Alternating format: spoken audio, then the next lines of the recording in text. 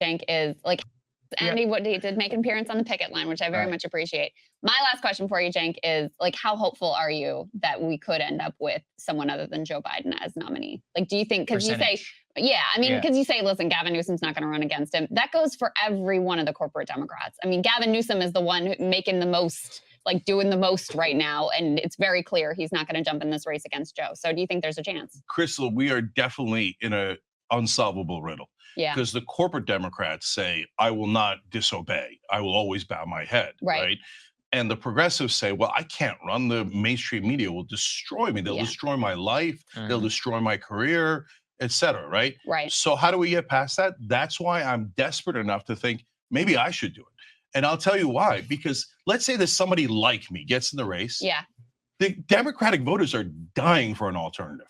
They keep saying in every poll, for God's sake, give us someone else. Give us someone else.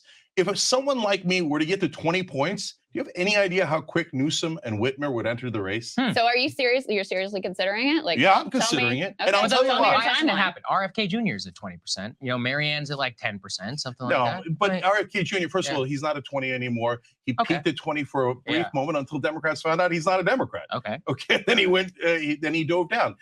And Marianne got butchered by mainstream media. They made up things about crystals, et cetera. So I love Marianne. You know, if she could somehow break through media, great, wonderful, et cetera. But it's taken a while and she hasn't broken through yet. So we need someone to be super aggressive. And if they, let me ask you this way. If you get, again, anyone, it doesn't have to be progressive, gets to 20 or 25, an outsider, right? This whole town panics and Newsom and Whitmer go in immediately. I do think there's a possibility of that. I don't know, because it already happened with RFK and they just ignored him and they went after him. And that was before when they were convinced that Biden was going to win, and RFK, everybody knew it was a flash in the pan because he's not really a Democrat. Maybe. But so Cenk, tell me more about your thinking. Yeah. Timeline, what are you weighing? How serious are you? Yeah. Give us the details. So I already thought about it before. What is he weighing? That's a personal question. I know what they're going to do. You know, you're an outsider, radical. They're going to dredge up things from 1987 and when you were a junior in junior high school. They already did that to you. I think they did that to you. Yeah, that's right. Of course. And look, if we're being honest, the number one problem is mainstream media. Sure. Mainstream media is the shock troops of corporate politicians, both corporate Democrats and corporate Republicans. Yeah. Their job is to eviscerate any outsider. So that's why do you think progressives aren't running? I've talked to at least half a dozen progressives and tried to convince them to go in the race. And they're like, I don't want my life ruined. Who's going to ruin their life? Joe Biden? He's in a bunker somewhere. No, it's going to be ABC and NBC and CBS and CNN, MSNBC, New York Times, Washington Post. They're going to go to any outsider and shred him to pieces. Sure. And I'm now so desperate for making sure that we win that I think I'm already destroyed, right? Like they've already attacked me 10,000 times, right? So come at me, bro. So Krystal, it's crazy for me to consider it, right? Yeah. But that's the times we're in. If literally no one else will do it. It's insane. So I don't want to go quietly into that good night. And right now we are 100% on a track to go quietly into that good night. So what's the timeline, as Krystal said? So when are you going to decide? No, if I'm going to do it, if anybody's going to do it, they got to go now. Yeah. Well, announce it. Have you thought about staff? Have you thought Yeah. about a plan? Have you reached out? I mean, we know, you know, donor networks, all those sorts of things. Have you started taking real steps? So if you're going to run a campaign this late, you can't go traditional, right? You can't be like, oh, I'm going to collect endorsements from politicians. Oh, and I'm going to build up my base tiny bit. No, you got to go and hope for a grassroots tsunami. The good news is when I ran for Congress, I mean, it was a tiny little race. We raised like 1.3 million. It was a terrible failure, James. If anybody can raise money, it's me from the grassroots, right? And I'm got 7% I might say so myself. I have some credibility in running things, managing things, etc. So have I reached out to staff? I have. Okay. Now the problem is everybody thinks, well, how the hell are we going to beat these guys, right? So if I go in, it's going to be threadbare staff, threadbare website, and we're going to see, is there momentum? Because if there isn't momentum and people go, no, Biden, even if he's in the 20s, I don't care. I don't mind losing. I don't mind losing. You're being impolite, which is totally possible, right? So if that's I think there's a decent contingent though. I think that. Yeah, and if that's the case, then at least I left it all on the battlefield. or whoever does it, for God's sake, don't make me do it. Like, have someone else run, right? But I can't get anyone to do it.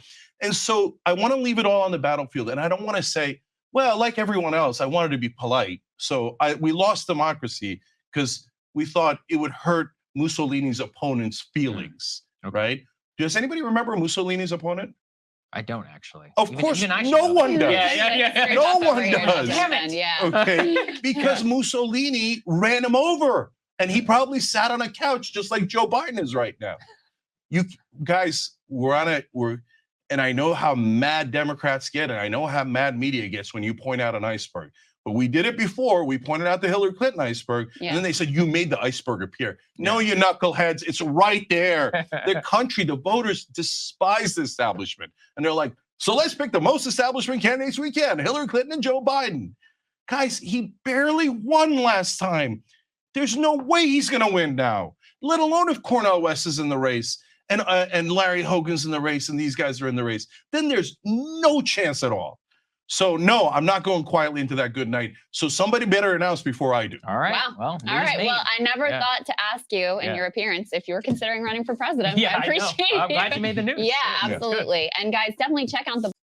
Ooh, that's crazy, bro. I think he's gonna do it. He's gonna do it, and he's gonna pick Nina Turner as his VP. That's what her big announcement is. He's already staffing up. He wouldn't be talking about it like this on PBD and Breaking Points if it wasn't gonna happen. What I do think though is just so hard for him to overcome, unfortunately, is that he was not born in America. And he claims to have some legal theory to get around that. But I just don't believe that I just feel like that's going to be too much of a hang up for him to get over. And the media is going to say he can't run, and people are going to say he can't run because of that. Again, I wish it wasn't that way. And I know he says he has some legal theory, but what do you think that's going to, I mean, obviously this isn't going anywhere anyway. It's not like he's going to fucking win the presidency, but. This dude got 7% of the vote, less than 7%, 6.6. I just checked, like 10,000 votes in a primary for a congressional run in the state of California, where he lives and hosts what they would describe as a popular news broadcast, a waning news broadcast. It was pathetically embarrassing. What's really shocking to me was as soon as he said that, I was like, oh no, dude.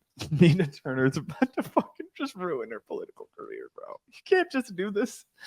And I also think it's super narcissistic and just crazy that he thinks he's gonna somehow like blast past what Marianne Williamson's been able to accomplish. I think that Cenk Uygur just is a pittance compared to even what Marianne's been able to accomplish. I think that he has no chance. I think that he'll embarrass himself. I think that he'll do the progressive circuit and then kind of get forgotten about. I don't think he'll make any kind of mainstream splash across America. Everybody's going to be like, who the fuck is this guy? He wasn't born in America. He's not going to be the Democratic nominee.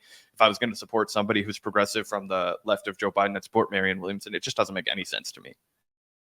Yeah. I hope it happens, though. I'm not going to lie. Just for the entertainment value.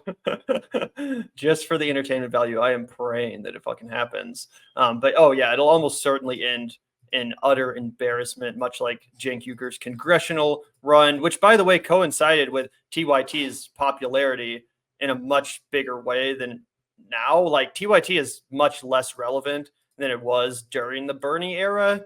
Not that they're totally irrelevant, but, like, if Cenk was ever going to have a chance to do something like this, I think it would have kind of been on the coattails of Bernie Sanders, who, by the way, did endorse Cenk in his congressional race, but then unendorsed him after all of the old blog posts and stuff like that came up.